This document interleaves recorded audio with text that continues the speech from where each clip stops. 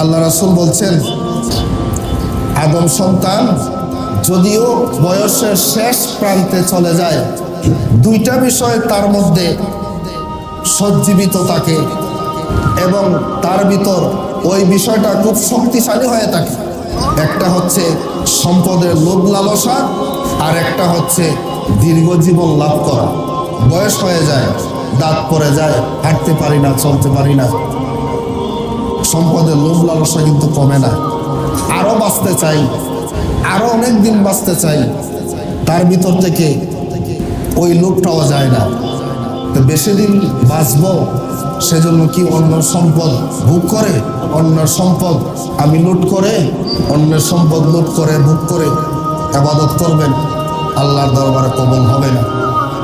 অনেক মানুষ আছেন 5 ওয়াক্ত নামাজ পড়েন, নামাজ আদায় না করলে গুনাহ। আবার এইটাও ভালো করে জানেন, আপনার কাছে অনেক মানুষ টাকা পাও না,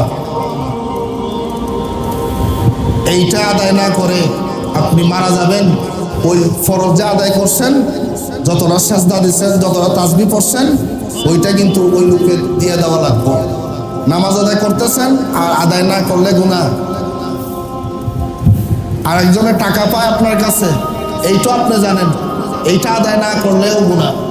আপনি ভাবতেছেন আপনি আয় করতেছেন, বরং এটা আয় না।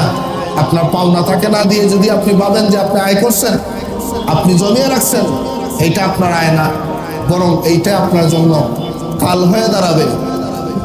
যা নামাজ আদায় করছেন, যা রুকু দিচ্ছেন, যা সেজদা দিচ্ছেন, সব কিছু ওই পাওনাদারকে হাসরের ময়দানে দিয়ে দেওয়া লাগবেই লাগবে।